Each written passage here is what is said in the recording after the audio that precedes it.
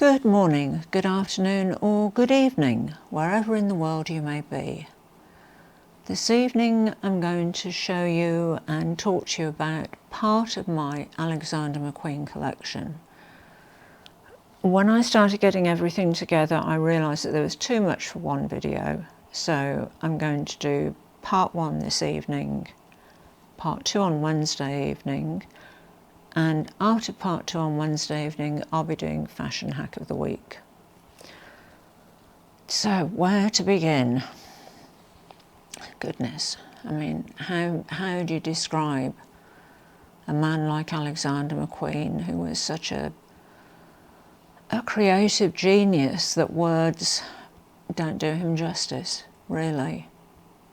He was absolutely amazing.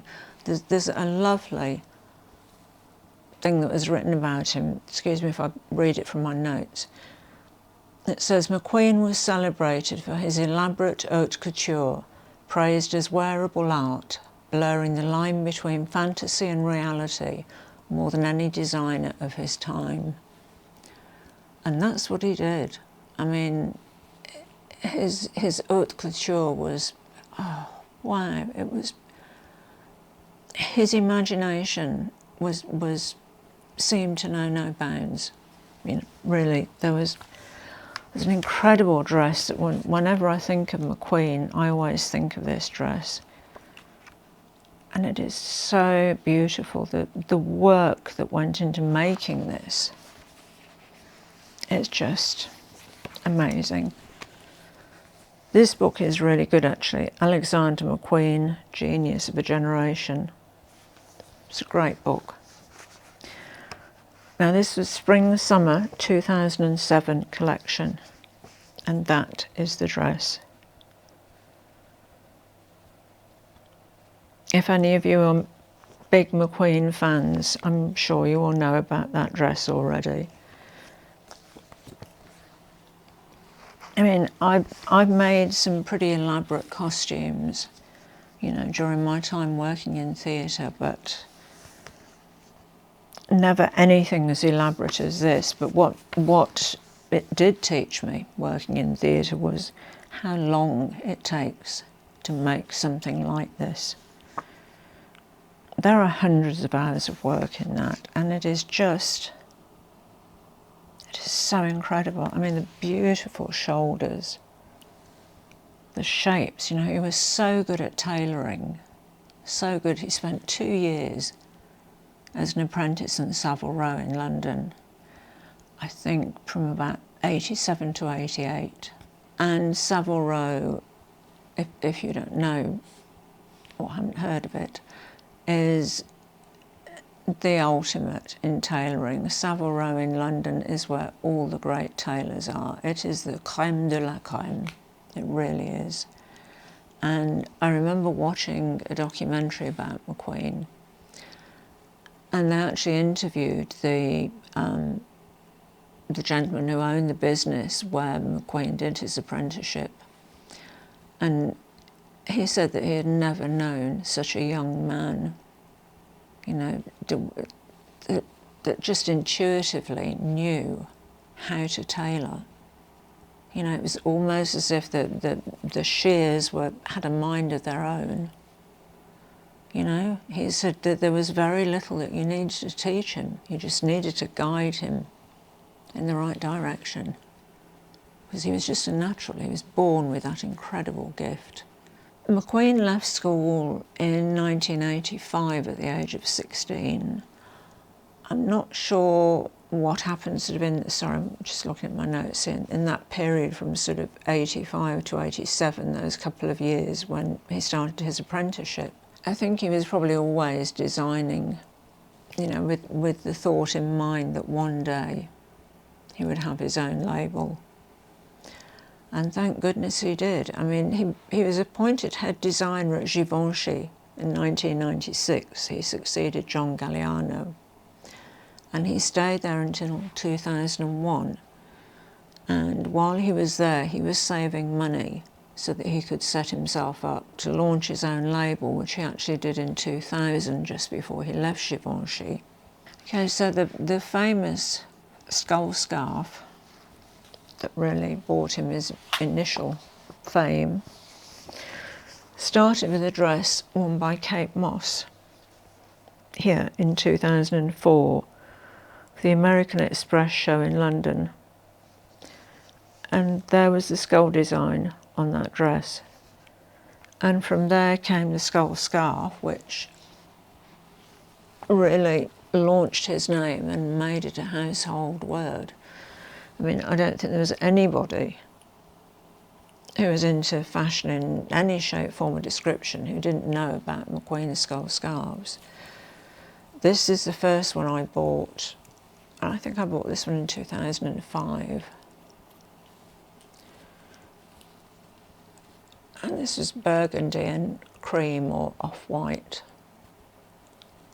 I love this scarf. I still love it to this day. I mean, it is beautiful. The sad thing about these scarves is that, of course, as happens with everything that is popular, and unfortunately this was fairly easy to replicate, there were fakes everywhere. I mean, I think there was somebody selling fake skull scarves on every street corner in London in the mid-2000s and, you know, up until around 2010, which was a shame, and it put a lot of people off the skull scarf, but I stuck with it because I loved it, absolutely loved it. I have one here that was from his last collection before he passed, which was Spring-Summer 2010. There was actually a collection Autumn-Winter 2010, which Sarah Burton finished posthumously, but Spring-Summer was the last one that he completed himself. And this is the scarf from that collection. As you can see, the colours in this are amazing. That flash of blue there just takes it to another level. The colours, the combination of the colours are just sublime. They really are. Okay, so that was from his final collection. The final collection that was all his. Although I do believe that although Sarah Burton finished the collection for Autumn-Winter, I believe that all the preliminary work had been done by McQueen himself. And as you probably know, Sarah Burton took over the label. Yep, she took over in 2010, and she was there until 2023, and then Sean McGurr, I think that's how you pronounce his name, took over. I have some really beautiful scarves. I mean, they're not all skull scarves. This is a more recent one.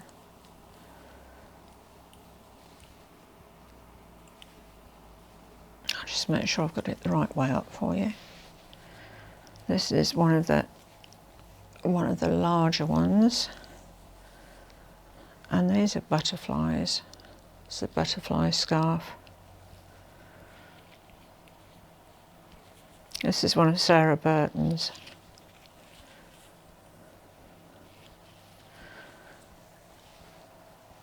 You know, I think you can see from her designs that she wasn't in such a dark place.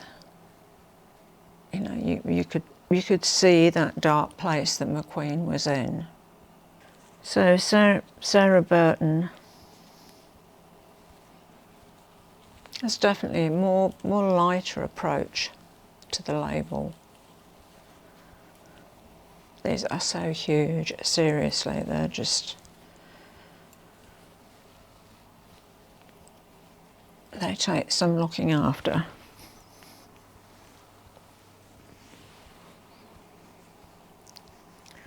This is one of the traditional skull scarves in a black and grey. Again, the same beautiful 100% silk chiffon.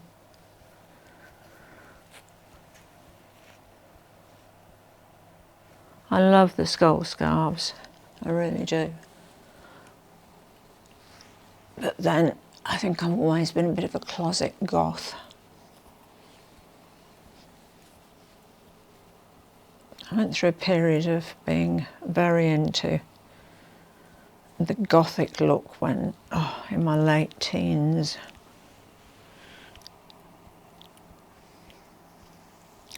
There's another one here in grey and black skulls on the grey.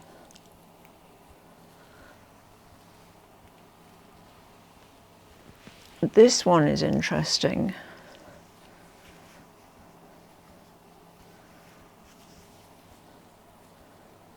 Now this is from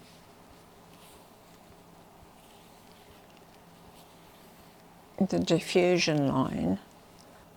McQueen's high-end contemporary diffusion line, McQ, that's McQ, so M small c Q, was founded in 2005, and this is from the diffusion line, and it's the skulls again, but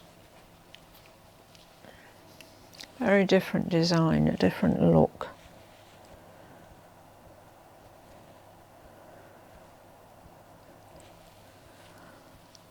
They're skulls that look as if they're covered in lace. Oops. Stunning scarf, this one. It really is. It's beautiful. Absolutely beautiful.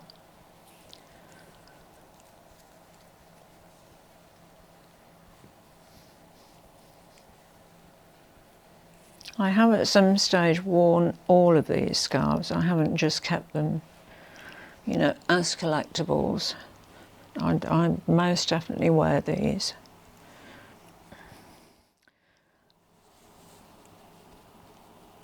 This one is from the standard McQueen range, but this is a beautiful dégradé.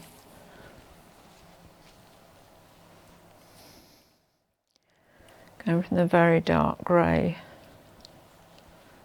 through to the much paler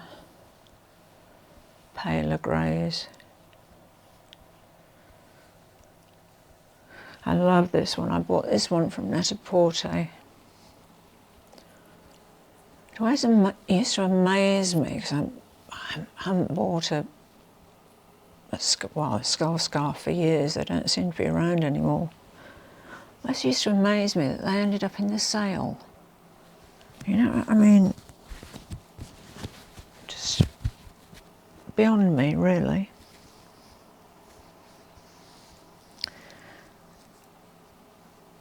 This is a quite recent one, probably, let me think, where are we now, 2024, probably 2017, 2016, 17.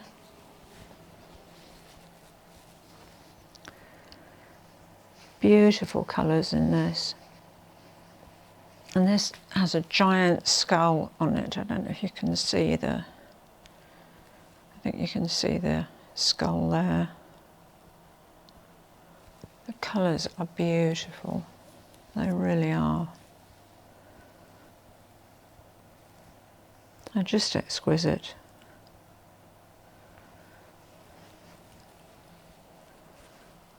I mean, you can wear a plain black dress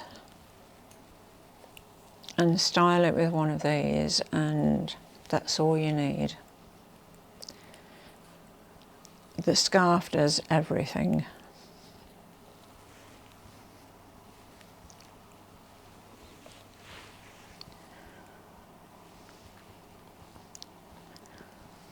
Now, where's this one. Now, this one isn't a McQueen scarf. It's McQueen inspired. And I actually bought this from Topshop.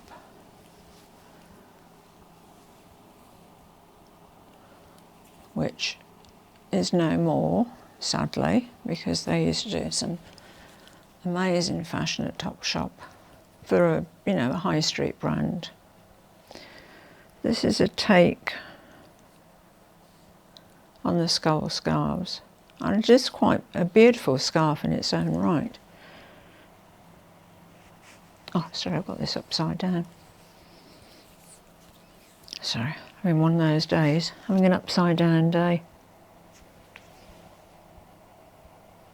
Yeah, there we go. I have it the right way up now.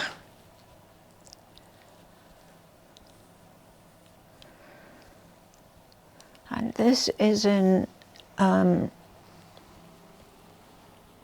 doesn't have a label on it. This is in a polyester, I think. But it's a very, very lightweight and silky feel. Interesting. I mean, it was about, I don't know, $30, this one, compared to, you know, $400 of the other scarves.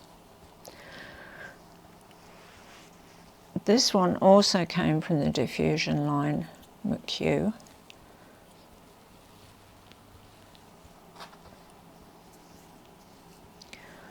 And this was from the same collection as the other one that I showed you with the lace over the skulls. Sorry, it takes a bit of finding. You can see the McQueen.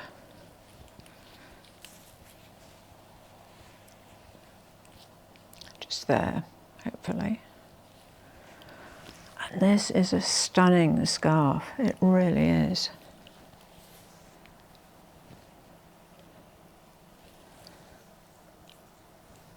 It's beautiful.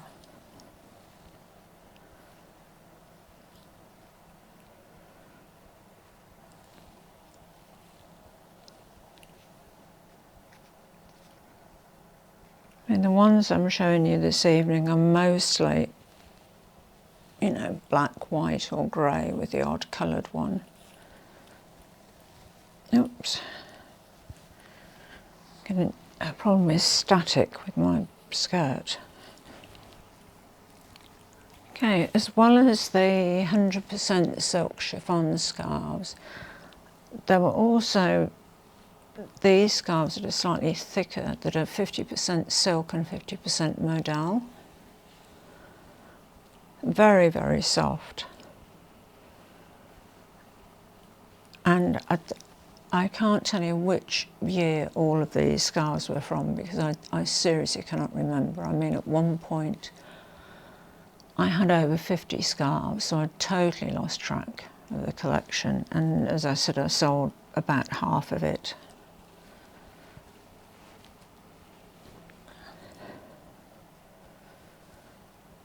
I think this one was called Witch's Forest or something like that, but it's a beautiful design, just in black and white. It's a very large one again.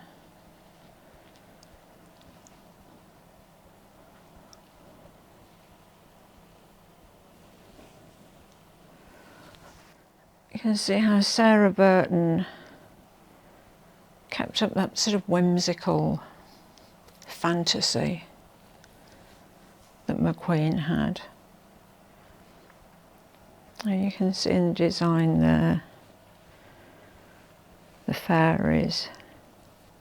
See along the bottom there. Although that one looks more like a dragonfly actually. With the stars and the flowers. A fantastic design. They really are so beautiful.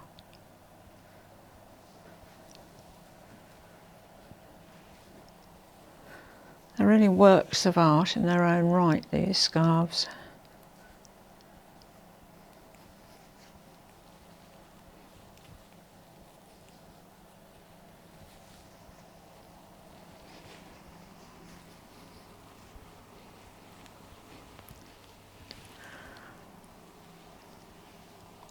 Now this one was released in about,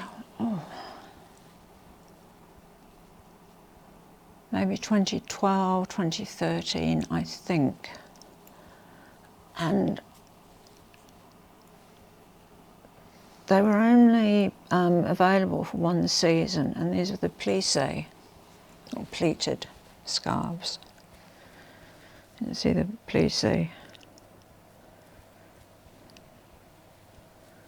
I love these because they're so easy to throw on, just, you know,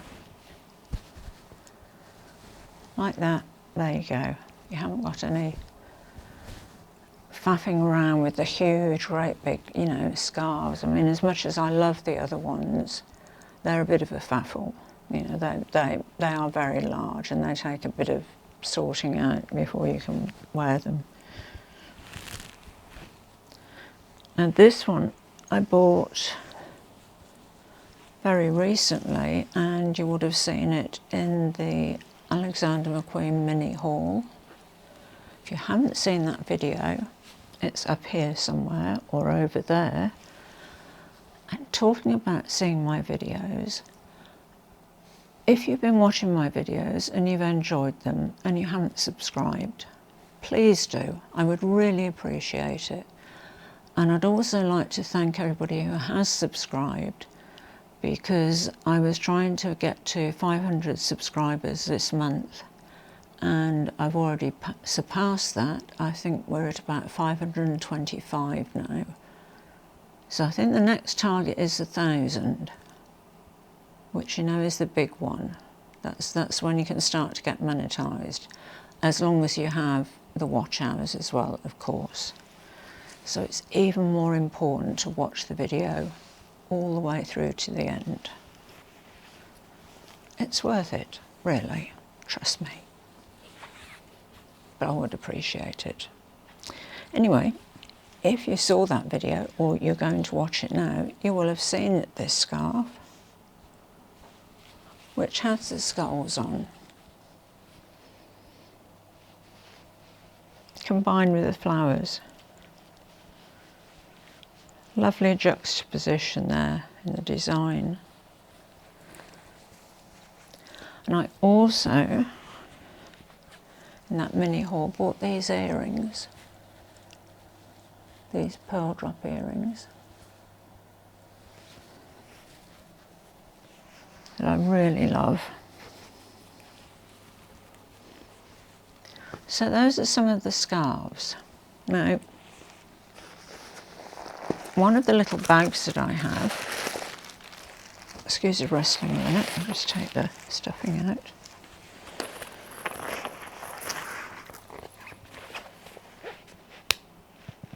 One of the little bags I have is from the graffiti collection, which is a great little nylon bag. It's just perfect if you're going out in the evening, or, you know, you just want the basic essentials. Red lining inside, little pocket at the back, just there.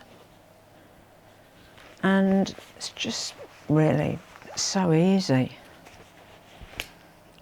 Leather patches there, where the D-rings are attached for the chain. Skull fastening on the front. There's a magnet underneath that. Oops, quite a strong magnet. You can see the skull there. I really like the graffiti collection. I'm very tempted to buy one of the t-shirts, but I do still find it difficult to,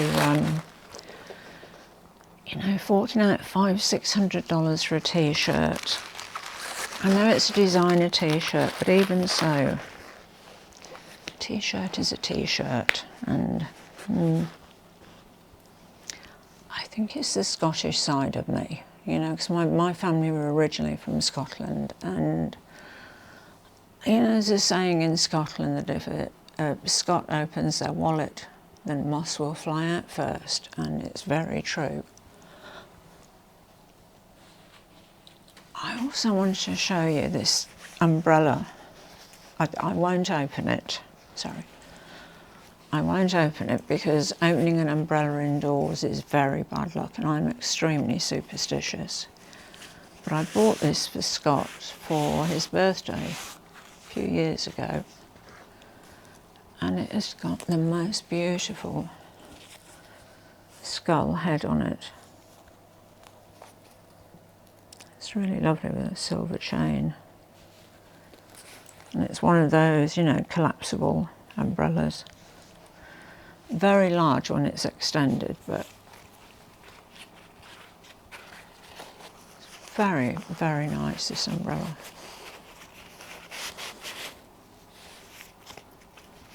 He does let me borrow it from time to time. You know, we have ridiculous things like, you know, Alexander McQueen socks. You know, with the skull on, just there. There are Argyle socks by Alexander McQueen. Another book that I have is called Alexander McQueen Savage Beauty. And it has this amazing holograph on the cover. I don't know if you'll be able to see it.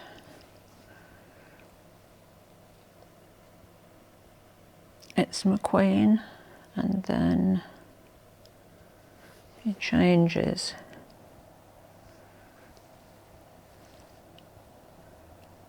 There, I think I managed to get the two faces there.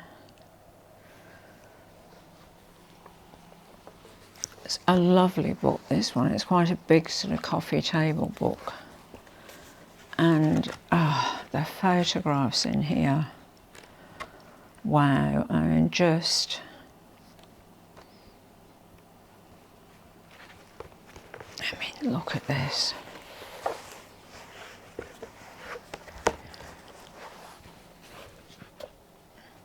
Look at that. Isn't that just something else?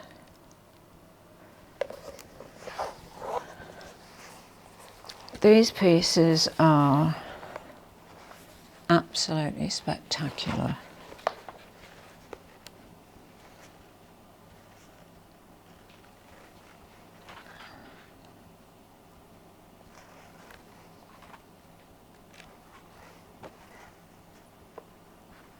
This book, really, I'm pretty sure it's still in print. If you're a McQueen fan, this is a great book to buy, because the photography in here is, the quality is superb. A lot about McQueen himself as well in his life. And oh, I mean, the tailoring, I mean, look at this.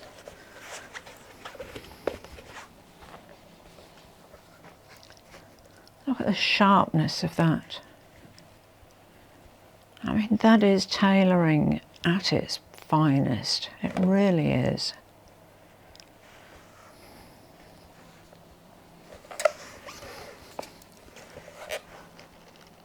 It's just awesome. It really is. So yeah, that is really a great book and well worth buying. A very good friend of mine actually bought me these when she went to the Alexander McQueen exhibition. I think it was on in London quite a few years ago. And she bought me this pack of postcards. That's them on the back.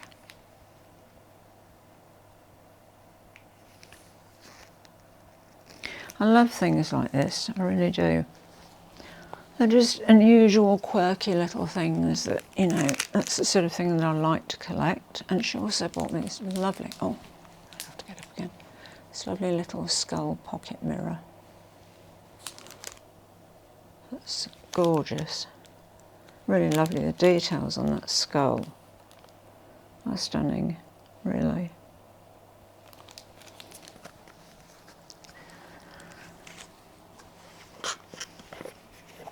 And this, I bought,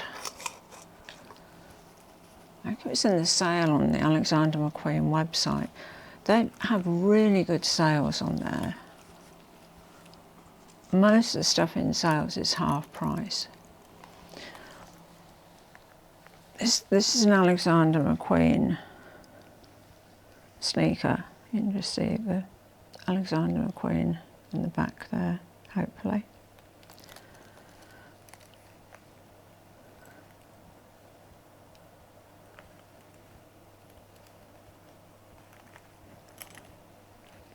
with the soul. So cute.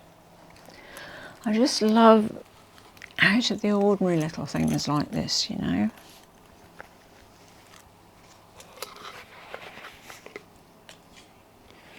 I am a real collector at heart. I think that will probably do for part 1 of my Alexander McQueen collection. Quite a lot to show you still, but that will be on Wednesday, as I said, followed by the fashion hack. And I would like to say that if you have enjoyed these videos that I've been making, please do subscribe. I would really appreciate it. And as always, I will say thank you so much for watching. À bientôt mes amis. Au revoir et bonsoir. Bits and pieces. No, I don't like that. Take 2. It was all him. I don't like this. Yeah, it says McQueen was celebrated for his... McQueen was celebrated for his... oh, God, I can't get this out. Sorry. More than for... oh, God. This is hopeless. Okay.